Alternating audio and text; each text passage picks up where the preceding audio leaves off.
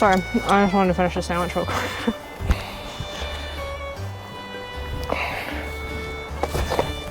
We're hungry. I've made some sandwiches. Let's see. So stuff's getting exciting here. Mm-hmm. We've got our rental for our Mini X up there. I broke ground, a whole like 2 feet of sod, and then I passed it on to my dad. He's the excavator.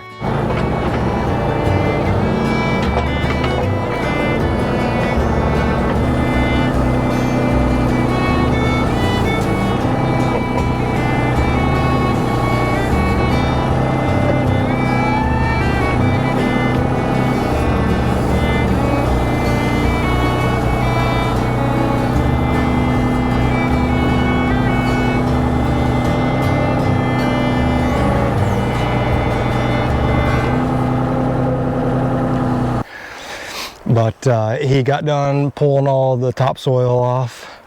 The other night we shot and got reference grades from our home location, our shop, and where our leach field's going to be, and did all the minimum rise or fall, whatever you want to call it, you know, 1/4 inch per foot for our sewer lines. So we got all that, and we worked that backwards because our leach field kind of has to be in a set place. So we worked from the leach field backwards with the rise, 1/4 inch rise per foot up to the tank, and then from the tank we split that and went to the home location, the shop, and then based off of where that sewer line's coming in, that gave us an idea of where our you know, finished grade inside the apartment's going to be in our shop, so that we could figure out our footer elevations and rough-in grade for our slabs and all that. So that's where we are right now. We got all that figured out. And then with the well. Yeah, go ahead. So with the well, we were able to get clean water, and we set up this 20-gallon pressure tank right here, which that fills the motor for the well, kicks on and everything. But we still must have some sort of air leak going on because it does lose prime. We initially didn't, what is that stuff called? Not the cement, but I always want to call it cement. Thread compound? The compound. So we didn't compound this little section initially for the check valve. And when we went back and actually put the compound on there, the leak slowed. So it held prime longer, but it still is losing prime. So we're gonna have to take it all apart again, take a better look at all the fittings and all that. But see, it gets a little rusted at first when it sits in that manual pump. But well, that's just the water sitting on top that gets all dirty. Oh, it's just dirt? Oh, yeah, there's water that sits in this manual pump. Yeah, so it gets all dirty and gross, but then once you get it pumping out, it works. So we hooked up this manual pump right here so that we could prime instead of dumping water in it like we were previously. This is just like a more efficient way of doing it.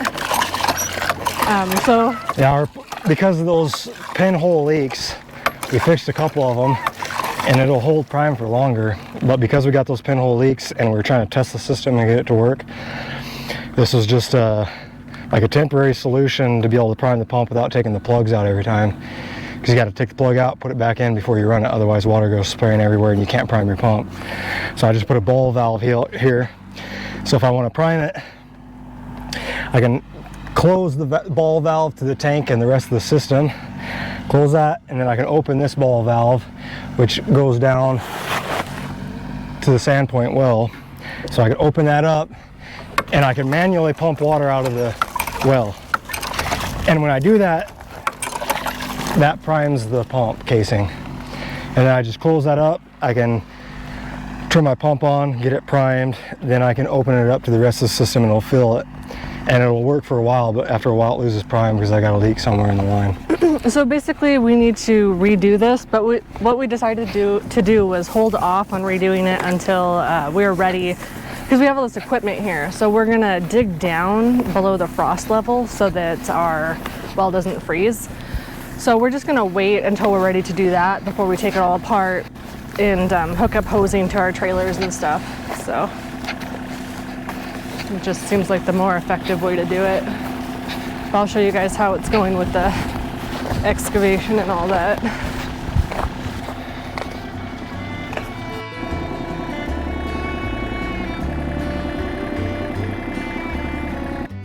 So right now we're just plugging in our well pump so that we can hook up the hose and kind of spray down where we're excavating, because we're kicking up all this dirt right here. We're thinking about getting like a little sprinkler or something, because as long as the well pump is running, the prime's okay, but when it stops and sits for a little while, that's when it loses its prime.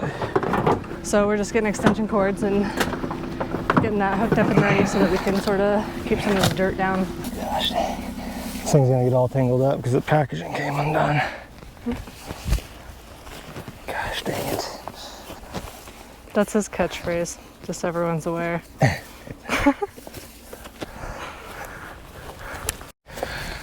Yeah, so we're getting ready to turn on our pump.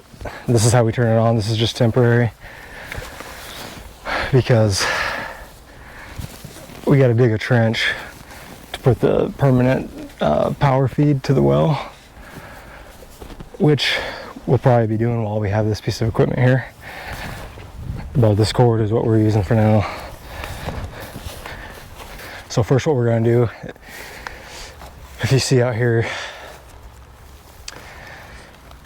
the apartment's on that side, the far side, and the slab is going to be even with the stem wall over there. So that has to be built up. The rough grade has to be built up on that side. The rough grade over here is just about where it's at along this north edge, but over here in the middle it's high, so that's all going to be trimmed down. And so we're going to take from the middle and put in the areas where it needs to be built up, and I'm going to water it down to keep the dust down, and for compaction we're going to have to compact it all. But yeah, and you should tell everybody about that tool that you got to measure out the grade and what you're doing with that, because that's pretty cool. I don't know anything about building, so to me it's all like, oh, that's cool.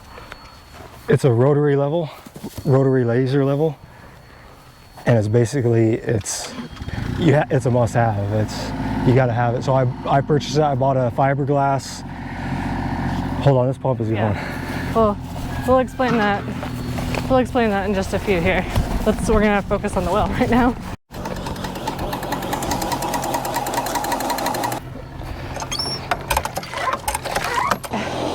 So one of the things that's kind of silly about priming this is that you have to turn it off and on to prime it. And since there's no switch on the machine, we have to unplug it. So I've been running back and forth, unplugging it. And then we have this new thing where the breaker keeps tripping. It's a new thing.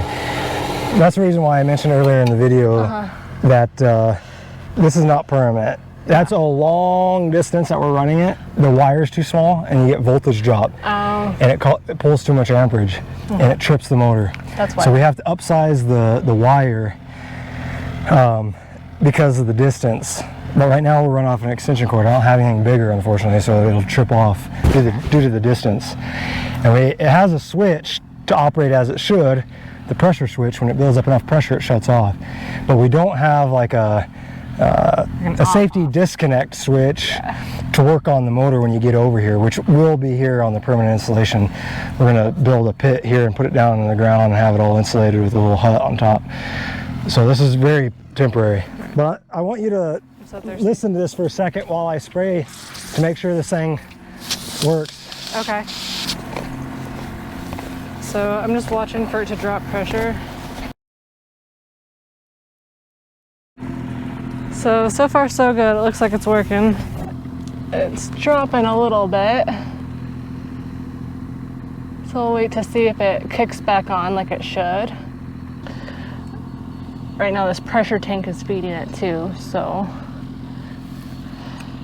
the pressure tank kind of gives the well pump a break so that it's not constantly running. It's like a reservoir for the water. All right, it kicked back on like it should.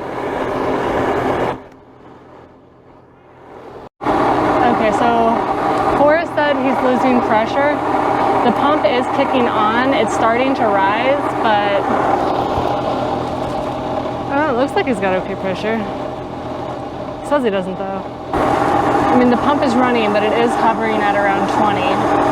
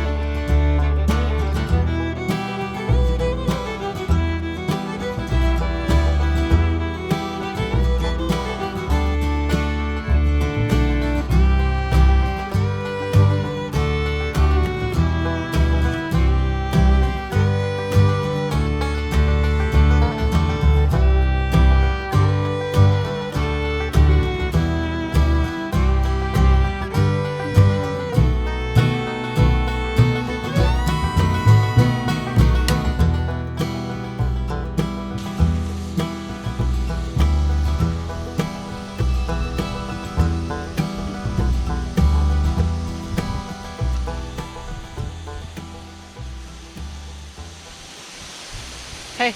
Ah! There's a spot where it doesn't spray and trying to get my hand not wet.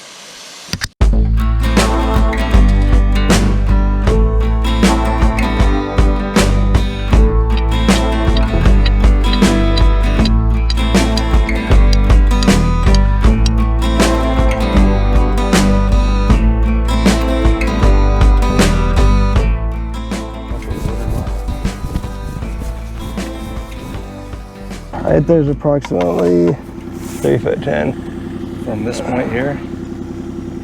Yeah. Wait. Yeah.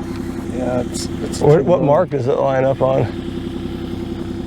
5'9.5".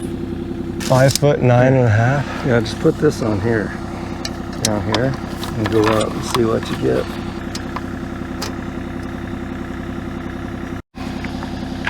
We're professionals, can you tell? Let's dig this one first, then we'll come back. I'll dig this one that way, and then go back there, dig that one, and then dig that one. Alrighty.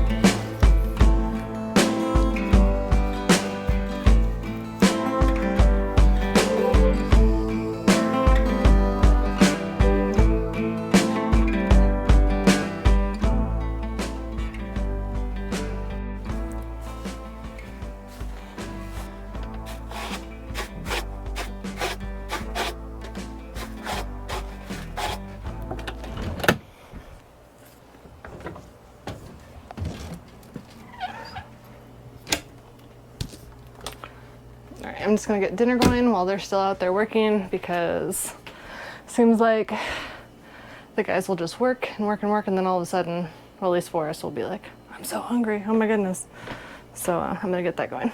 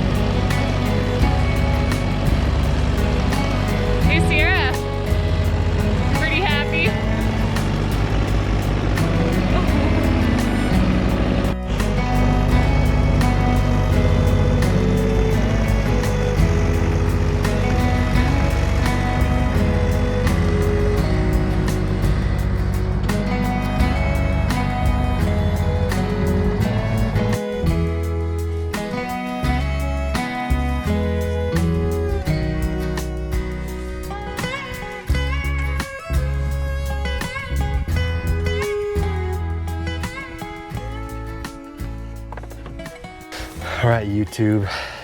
It was a long day today. It was a long day. But panning on, we got quite a bit done. Pretty successful day. Yep. We dug 2 100-foot trenches for our drain field and laid 200 feet of the easy flow, which you can see back here. So this is, I didn't price rock.